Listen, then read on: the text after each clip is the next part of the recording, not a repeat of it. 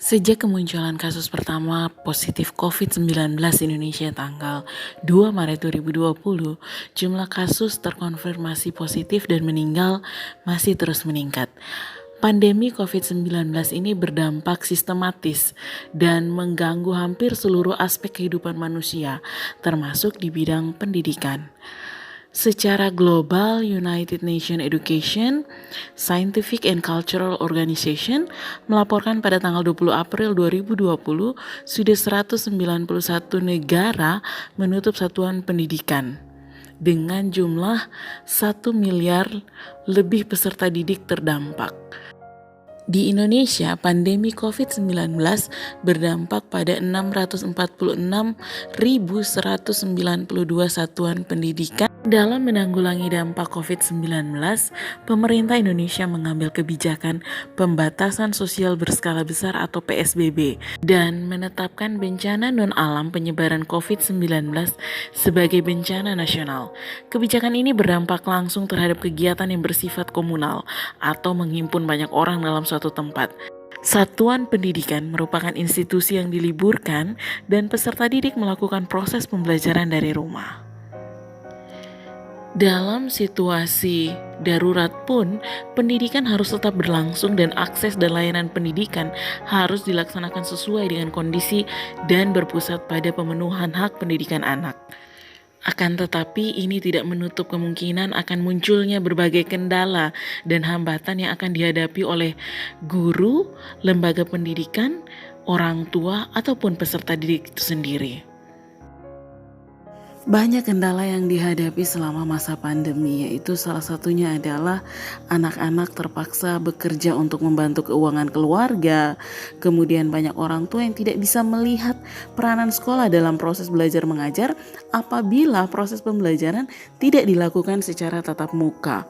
Kemudian terdapat kesenjangan capaian belajar, di mana perbedaan akses dan kualitas selama pembelajaran jarak jauh dapat mengakibatkan kesenjangan capaian belajar, terutama untuk anak-anak yang dari sosioekonomi yang berbeda.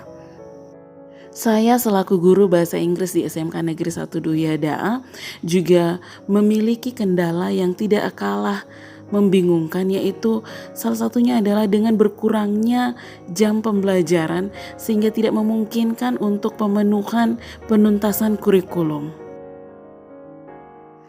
Pada pemaparannya, Mas Menteri mengemukakan sebuah solusi untuk menghadapi masa pandemi ini dalam proses pembelajaran jarak jauh, yaitu salah satunya adalah kurikulum darurat, di mana pada kurikulum darurat ini satuan pendidikan dapat memilih 3 opsi pelaksanaan kurikulum. Yang pertama, tetap menggunakan kurikulum nasional 2013, yang kedua, menggunakan kurikulum darurat dalam kondisi khusus, atau yang ketiga, melakukan penyederhanaan kurikulum secara mandiri.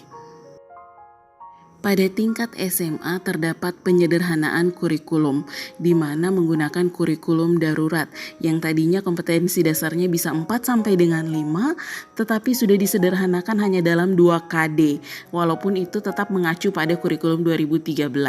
Akan tetapi pada tingkat SMK tetap menggunakan kurikulum 2013 tanpa perubahan, kecuali dengan beberapa penyederhanaan, misalnya penyesuaian penempatan KD. Sebagai contoh, KD yang lebih mudah diterapkan atau dilaksanakan lebih awal dan KD yang lebih sulit dipindahkan ke belakang. Pada mata pelajaran bahasa Inggris di kurikulum 2013, terdapat 5 KD yang harus dicapai oleh anak-anak. KD 24, yaitu Cause and Effect.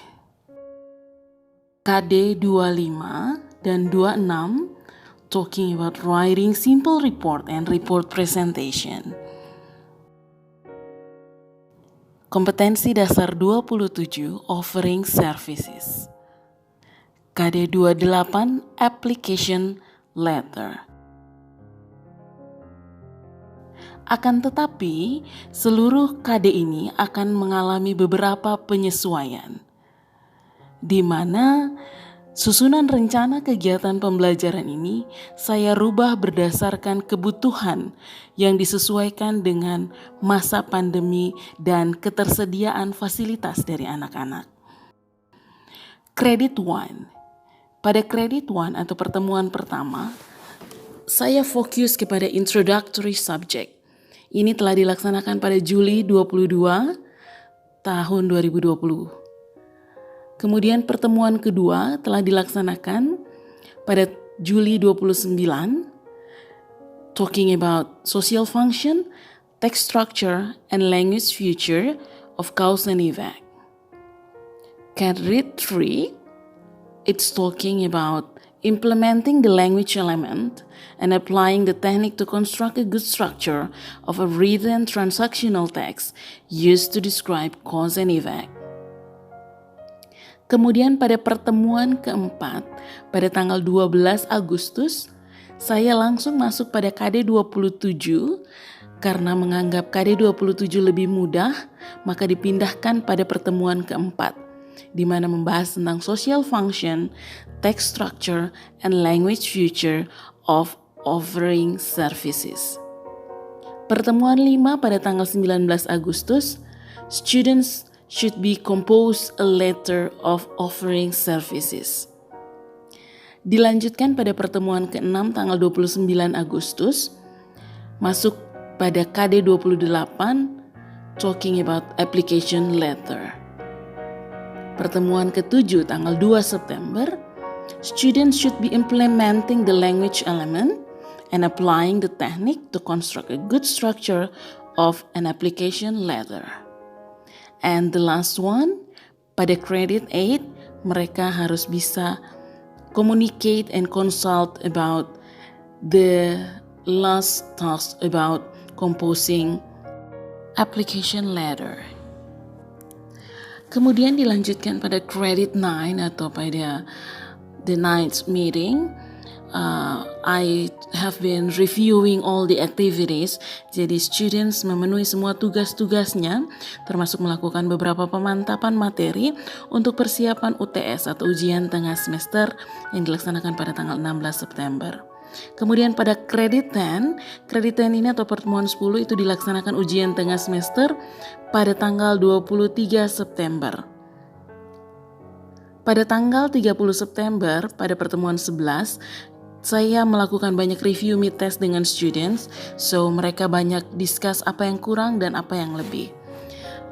Pada Credit 12 atau pertemuan ke-12, ini saya memasukkan kembali KD 25 dan 26 yang seharusnya diajarkan pada awal pembelajaran, tetapi saya pindahkan pada pertemuan terakhir dengan pertimbangan bahwasannya ini membutuhkan beberapa project, for example, tentang pembuatan video during practical field work. Jadi pada KD 25 dan 26, it's talking about atau it's discussed about report text.